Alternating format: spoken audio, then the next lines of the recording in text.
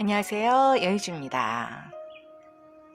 2014년 모학교에서 21일 수행을 하던 중 여러 곳을 성지 순례차 다녔는데 그때 갔던 곳 중 전북 진안에 있는 마이산에도 갔었는데 마이산은 말의 길을 닮았다 하여 붙여진 이름입니다. 마이산에 대한 내용은 유튜브에 워낙 많이 올려져 있으니 몇 가지를 골라 댓글창에 올려드릴 테니 참고로 보시고 저는 그 외에 다른 이야기를 해보겠습니다. 마이산은 도인이 쌓았다는 돌탑으로도 유명한데 그 돌탑은 이감룡이란 도인이 1884년부터 1914년까지 30여 년간 쌓은 것으로 80여 개의 탑, 제갈공명의 팔진도법을 응용해 쌓았다는 천지탑, 일강탑, 월강탑, 중앙탑, 용탑 등으로 각각 고유한 이름을 갖고 있으며 각기 다른 탑형은 상반된 두 가지 기, 즉 음양의 이치와 상생과 오행의 원리에 따라 배치했습니다. 그 때문에 폭풍우가 몰아쳐도 탑은 약간 흔들리기만 할 뿐 아무 탈 없이 서 있습니다. 이들 돌탑은 똑같은 크기의 돌을 쌓아 올린 외줄탑과 피라미드형 돌탑으로 구성되어 있는데 대부분 10m 내외이나 20m 정도 되는 것으로 혼자 들기에는 힘겨운 돌인데 20m 높이까지 어떻게 사람의 손으로 쌓아 올렸는지 보면 볼수록 의문과 감탄을 자아내는데 이감룡 처사는 축지법을 쓰신 분으로 가히 신선이라고 할 수 있습니다. 그렇지 않고서야 어찌 그런 돌탑들이 가능할 수 있겠습니까? 물론 신선이라 생각하게 된 데에는 그뿐만이 아닙니다. 이 만물탑을 완성한 후 하늘의 계시를 받고 썼다는 30건의 신서가 있는데 그 신서는 한글도 한자도 아닌 제3의 글자로 이 처사는 영에 통달한 사람이 나오면 이 글의 뜻을 알게 될 것이며 제세의 비법을 터득하게 될 것이라고 유언했는데 그 신서가 바로 그분이 신선이라는 또 하나의 증거입니다. 그런데 신서하면 가장 먼저 떠오르는 분이 두 분 계십니다. 바로 본주 인정상가님과 이중성 선생의 부인이셨던 최처자입니다. 본주에 등장하는 이중성 선생은 천지개벽경을 저술한 분으로 도판에서는 유명한 분입니다. 그런데 그 책에 이중성 선생의 부인 이야기가 나오는데 꽤나 흥미롭습니다. 이중성의 부인은 최처자라고 하는데 어려서부터 본주님을 찾아와 대화를 나눈 유일한 분으로서 신어와 신서를 쓰는 하늘 사람이었습니다. 그러하기에 보청교 교주였던 차경석도 후비로 탐을 냈는데 최처자는 이중성이 본인의 남편이 될 것을 미리 알고 있었기에 지혜로 차경석을 피하였고 그 후 혼인한 이중성과는 금술이 아주 좋아 2녀 1남을 두었습니다. 그러나 자신이 33살에 죽을 것을 알고 있었기에 혼인한 첫날 밤 말을 해줍니다. 그리고 정말 33살에 자는 듯 곱게 남편 이중성의 품 안에서 잠이 들었습니다.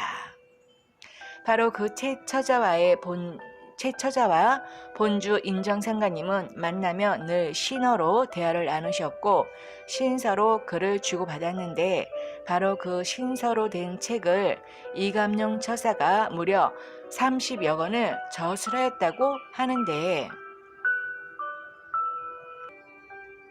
안타깝게도 지금은 몇 권밖에 남아있지 않다고 하는데 그 또한 진인이 나와야 해석이 가능하다고 하니 그 내용이 무엇인지 정말 궁금합니다.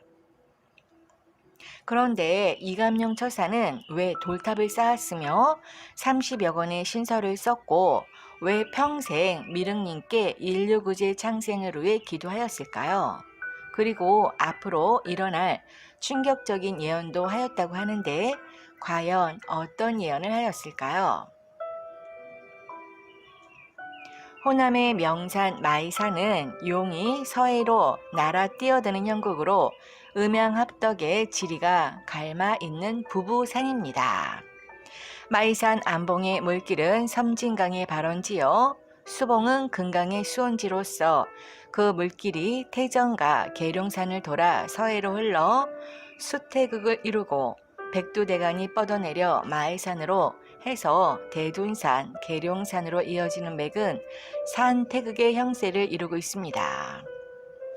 임실사람 이감룡은 경신생으로 본명은 경의여 호는 석정으로 16살에 부친을 여의고 3년 심효살이를 하다가 산의 연기에 크게 감흥되어 심효살이 후 백두에서 한라까지 전국의 명산을 두루 찾아다니며 3-7일 기도를 올렸습니다. 이때 감룡이 나는 세상 사람들의 죄를 대속하러 나온 사람이라고 굳게 믿고 기도해 정진하더니 하루는 강원도 원주 치악산에 들어가 기도드릴 때 혼몽 중에 두 봉오리가 선연하게 보였습니다. 그 후 마이산에 가보니 그 기이한 산세가 꿈에 보았던 바로 그곳이거늘 감룡은 마이산에 자리를 잡고 공부를 시작하니 그의 나이 25이었습니다.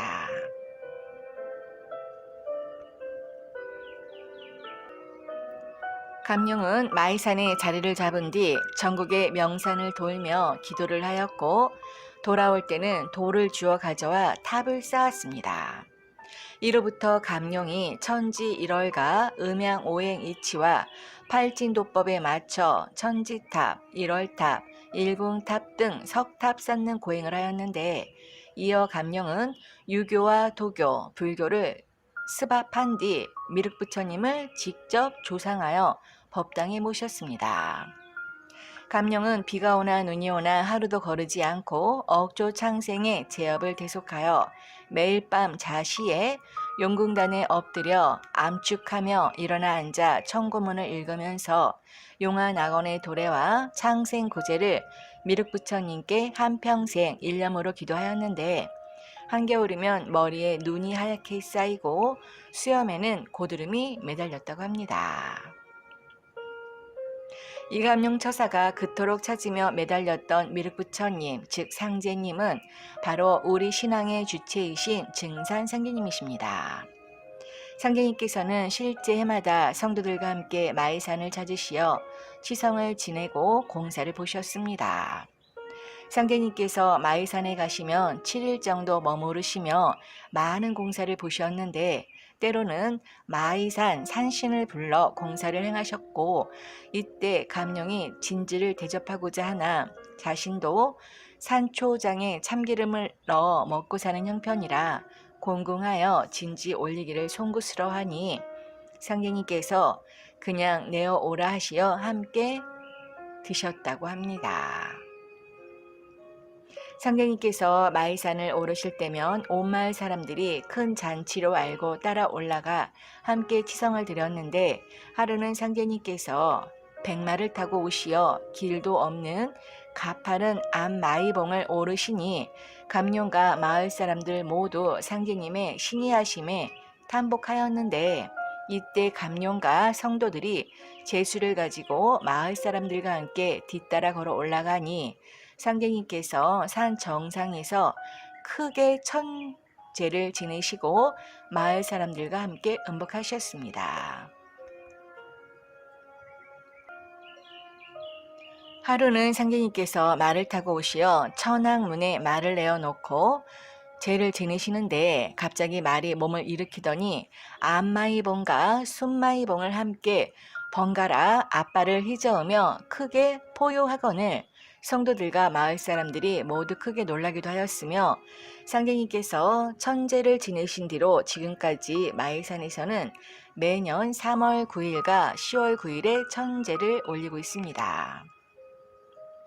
상제님께서는 항상 감룡을 다정하게 대하셨는데 하루는 비가 내리는 금음날 밤 어디 가서 무엇을 가져오라 명하시거늘 감룡이 한 치 앞도 보이지 않는 어둠을 뚫고 먼 길을 다녀와 가져다 올리니 상제님께서 그 재주를 칭찬하셨습니다. 그리고 상제님께서는 감룡과 더불어 내기를 자주 하셨는데 한 번은 힘 겨루기를 하시면서 감룡이 도저히 엄두도 못 내는 큰 바위를 자유자재로 들어 옮기시고 또 한 번은 서로 마주 대하여 1시간이 넘도록 눈싸움을 하시니 옆에서 구경하는 사람들이 다리가 저릴 정도였습니다. 감룡이 상제님을 모시고 어두운 밤길을 갈 때면 상제님께서 계신 곳으로부터 빛이 나와 험한 산길도 어려움 없이 가게 되니 상제님과 함께 있으며 마음이 편안했습니다. 일찍이 상제님께서 감룡을 데리고 명산을 돌아다니시며 저 산 너머에는 무슨 혈이 있느냐 하시고 또 저 산은 무슨 형국으로 보이냐 하고 물으시며 공사를 보시니 영암 얼출산과 원주 치악산에 가실 때는 상제님께서 빨리 가게 내기를 하시거늘 감룡이 아무리 빨리 걸어도 도저히 따라잡을 수 없어 상제님보다 2, 3일 늦게 당도하였습니다. 감룡은 상제님 어천 후에도 마이산에서 탑을 쌓는 고행을 계속하며 하루도 거르지 않고 미륵부처님께 억조 창생의 구제를 일심으로 기원하였습니다.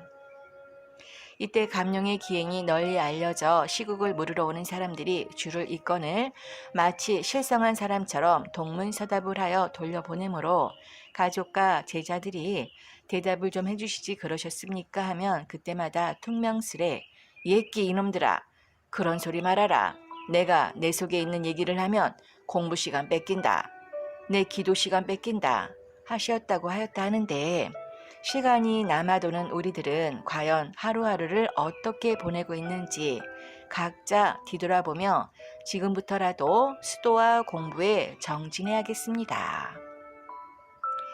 그렇다면 이감룡 처사는 어떤 예언을 남기셨을까요? 하루는 한 제자가 정감록에 대해 물으니 그거 다 쓸데없는 소리다, 허사다 하시며 감룡이 그 가족과 제자들에게 종종 말하기를 앞으로 엄청난 재앙이 온다. 사람들이 3대 쓰러지듯 한다. 십리길에 사람 하나 볼 듯 말 듯하게 그렇게 인종이 기해진다. 하고 이어 그때는 천신 가진 사람만이 살아남는다. 선의 시험만 남아 요순 세계가 온다. 용화 세계, 미륵 세상이 온다 하셨습니다.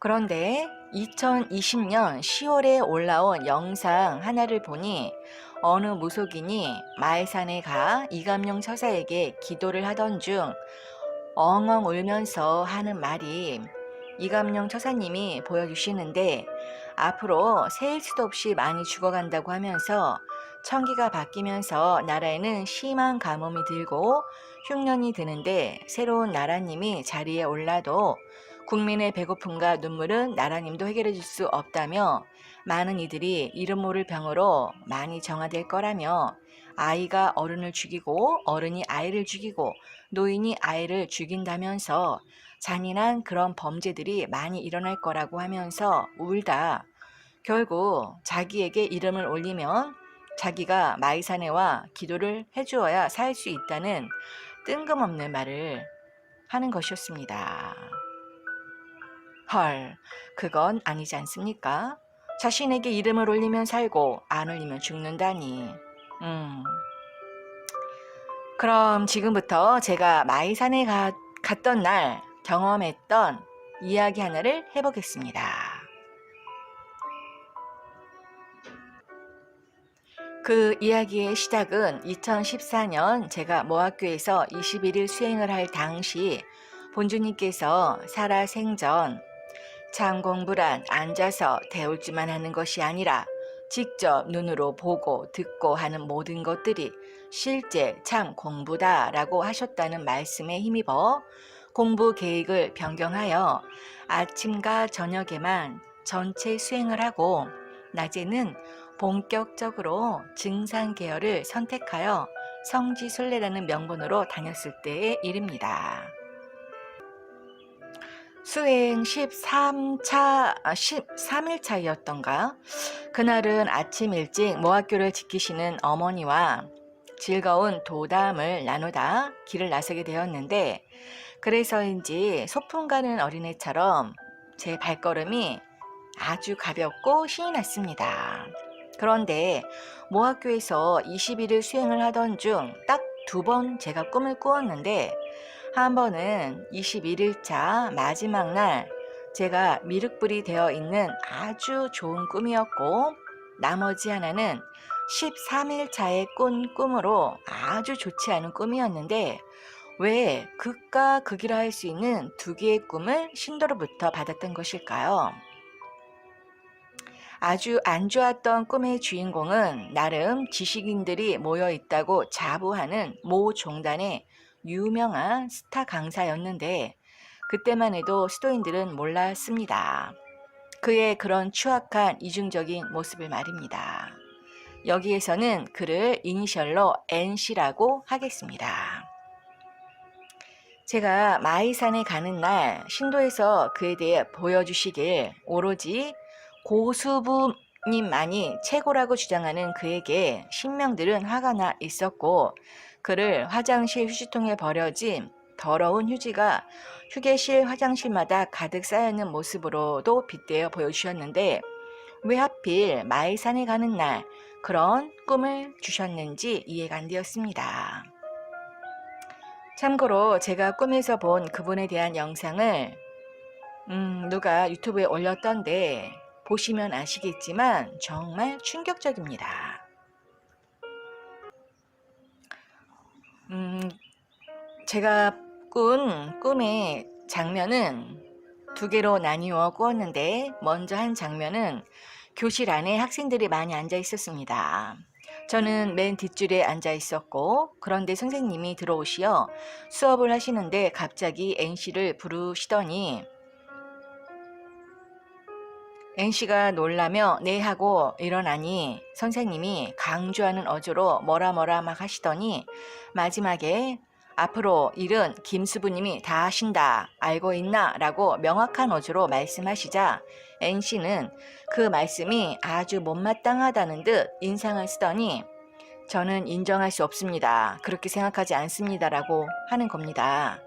그때 제가 받은 인상은 아주 기분 나쁘다는 듯, 절대 인정할 수 없다는 듯 불쾌한 어조로, 그러면서도 선생님 앞이라 주눅든 목소리로 작게 중얼대듯 말하였는데, 선생님도 상당히 화가 나신 듯 했습니다. 다른 학생들은 모두 조용히 듣고 있었습니다. 그때 그 선생님은 바로 신명님이었습니다. 그게 첫 장면이었고, 바로 이어 2번째 장면을 꾸었는데, 어느 순간 배경이 바뀌어 야외 공중 화장실 2칸이 보이는데, 제가 화장실이 급해 들어갔는데 대변이 두루마리 휴지를 풀면 푸는 대로 그 사이사이에 다 묻어있는 것이었습니다. 휴지를 아무리 풀어도 계속 더러워 끝내 저는 볼일을 못 보고 그냥 나와서 옆에 칸 화장실에 들어갔는데, 그곳은 사람들이 쓰고 버린 휴지로 발 디딜 틈 없이 가득 쌓여 있었습니다. 저는 너무 더러워 속으로, 이 화장실 관리하는 사람이 도대체 누군지 몰라도 어떻게 이 지경이 되도록 청소를 하지 않았을까 하며 상당히 불쾌해하며 꿈에서 깼습니다. 그 꿈은 바로 신도에서 매긴 NC에 대한 점수였습니다.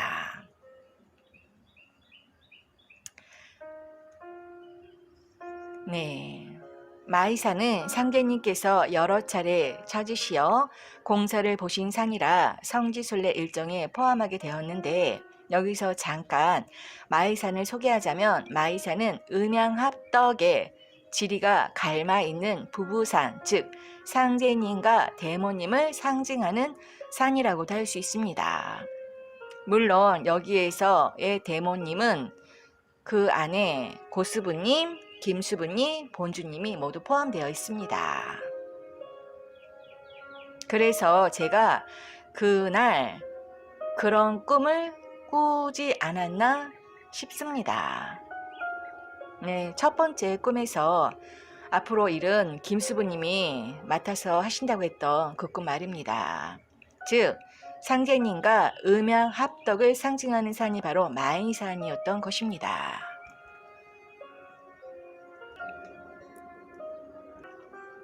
상제님께서도 자주 오셨다고 해서 그런지 몰라도 마이산에 들어서니 가슴이 탁 트이고 몸도 마음도 더 맑아지는 것 같았습니다.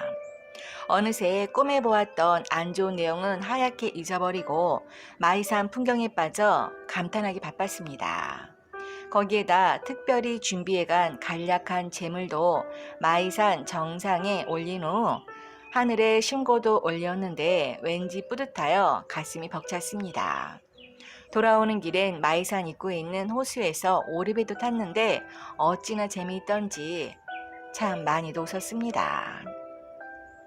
집에 돌아온 저는 왠지 그 꿈이 예사롭지 않다고 생각되어 김수부님에 대한 장문의 글을 정리하여 N씨의 메일로 보냈는데 역시나 예상대로 개무시하더군요.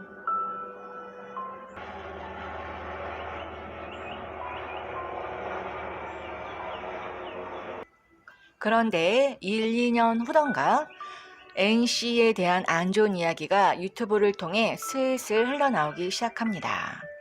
저는 그러한 글과 영상들을 보며 마음이 안 좋았습니다. 그래도 인격이라는 것이 있는데 많이 안타깝긴 했지만 그렇게까지 된 데에는 분명 이유가 있을 거라고 생각하며 지켜보기로 했습니다.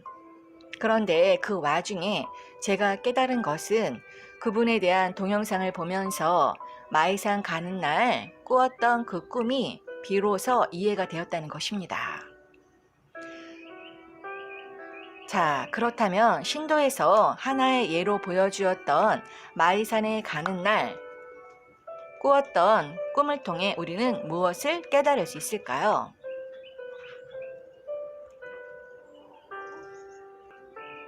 상제님께서는 하늘도 뜯어고치고 땅도 뜯어고치는 천지공사에서 3계를 개조하시기 위하여 3가지 일을 하셨는데 첫째는 신명이 사람에게 드나들 수 있게 하셨고 둘째는 세상에서 버림을 받은 자들을 찾아 쓰셨으며 셋째는 모든 것에 운을 붙여 쓰기로 하셨다는 것입니다.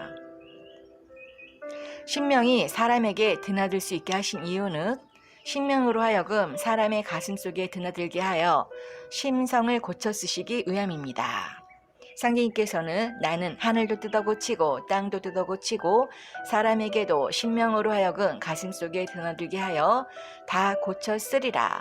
그러므로 나는 약하고 병들고 가난하고 천하고 어리석은 자를 쓰리니 이는 비록 초목이라도 기운을 붙이며 쓰게 되는 연구인이라 하셨습니다.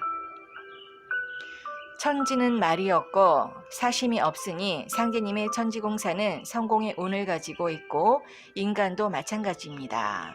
다만 인간의 운은 참된 자의 운이 있고 거짓된 자의 운이 있습니다. 참된 자, 의로운 자는 우주의 가을 시기에 결실을 맺고 그 수명이 길이 창성할 것이지만 거짓된 자, 불의한 자는 낙엽이 가을바람에 따라 말라 떨어지듯이 길이 멸망할 것입니다. 이 참된 자와 거짓된 자를 심판하는 존재는 바로 천지에 가득 차 있는 신명입니다. 상제님께서는 신명이 신의 위엄을 떨쳐 불의한 자를 숙청하기도 하고 인애를 베풀어 의로운 자를 돕나니 복을 구하고 삶을 구하는 자는 힘쓰라 하셨습니다. 이것이 바로 신명공판입니다. 신명공판은 운수를 받는 자리에 가서 있는 것이 아니라 수도 과정에서 먼저 받게 되는 것입니다. 그 단편적인 예가 바로 N씨의 사례가 아닐까 싶습니다. 상제님께서 나는 해마를 의주함으로 나를 따르는 자는 먼저 복마의 발동이 있으리니 복마의 발동을 잘 견디어야 해연하리라고 타이르신 말씀도 우리는 깊이 명심해야 할 것입니다. 신명은 의로운 자를 돕고 불의한 자를 물리칩니다. 이에 우리는 이번 운수의 갈림길이 오를 의자에 매여 있음을 알 수 있습니다. 오를 의는 양양과 나 아자의 형성 문자로 나의 마음을 양같이 착하게 가진다 하여 바르다, 옳다의 뜻이 되었고, 양을 제물로 보면 내가 양을 바쳐 신께 비는 의식은 바르고 의로운 일이라는 뜻도 됩니다. 사람의 마음에는 양심과 사심이 있고, 양심은 천성 그대로의 본심이요, 사심은 무력에 의하여 발동하는 사사로운 욕심입니다. 원래 인성의 본질은 양심입니다. 양심은 인의지심, 즉 어질고 의로운 마음입니다. 앞으로 우리가 강조할 덕목은 양심과 더불어 의입니다. 양심을 밝힌 사람은 처세에 의를 근본으로 합니다. 인세에는 의리 의자가 소중한 것입니다. 춘무인이면 추무이라. 선천에 그렇게도 사랑을 강조했던 것은 바로 인을 심은 것입니다. 그 인을 심고 사랑으로 살아온 존재들은 현식이 의로운 삶을 살아갑니다. 신의 위엄을 떨쳐 불의를 숙청하기도 하며 새 기운이 돌아닥칠 때 신명들이 불칼을 들고 죄지은 것을 밝히려 할 때 죄지은 자는 정신을 잃으리라는 말씀은 다 이를 두고 이르시는 것입니다. 가을은 의리의 계절입니다. 추상 같은 의리라는 말도 만물을 숙살하는 가을의 기운을 두고 이야기하는 것입니다. 의의 이치는 다음으로 발음입니다. 그래서 보통 의에 바를 정자를 붙여 정의라 합니다. 정의는 진리에 맞는 올바른 도리를 뜻하는 것으로 정심의비, 즉 마음을 바르게 하고 의리를 세워 얻는 것입니다. 정의라는 말로 세간에 회자되는 것은 의리의 정정당당함을 말하는 것입니다. 바르고 마땅한 도리가 의리입니다. 바르다는 것은 곧다는 뜻입니다. 왜곡되지 않고 곧은 것이 바른 것입니다. 그리고 바르다는 것은 사사로움이 없이 공적인 것을 뜻합니다. 또 바르다는 것은 적중하다의 뜻입니다. 바른 도리라 할 때 여기서 바르다는 것은 적중한 도리, 곧 일념과 상황이 정확한 도리를 말합니다. 상제님께서 서신이 사명하여 만유를 제지함으로 모든 이치를 모아 크게 이루니 이것이 곧 개벽이라 하시며, 만물이 가을바람에 떨어지고 혹은 성숙도 되는 것과 같이 불의한 자는 숙청되고 의로운 사람은 신명의 도움을 받는다고 하셨습니다. 천지가 성공하는 가을 시대에 서신의 사명이 의리인 것임을 잊지 말아야 합니다. 다 살리고 다 죽이는 의리 의자가 무서운 것입니다. 신목이 여전이니 암실기심 하지 말아야 합니다. 우리가 무작위를 근본으로 수도해야 하는 이유가 여기에 있습니다. 후천 온수 개벽하여 선악구별 가릴 적에 내 몸에 지은 죄는 내 몸에 그치고 내 몸으로 닦은 공덕은 내 몸에 복록이 되니 콩을 심어 콩이 나고 외를 심어 외가 나는 법입니다. 도란 부담불식하여 무형무적하고 무성무치하지만 공명정대하여 무의무가하며 무편무사하여 두가 지리와 같음을 우리 모두 깊이 명심 또 명심하여 신도에서 좋은 점수를 받도록 더 부단히 노력해야 할 것입니다. 감사합니다.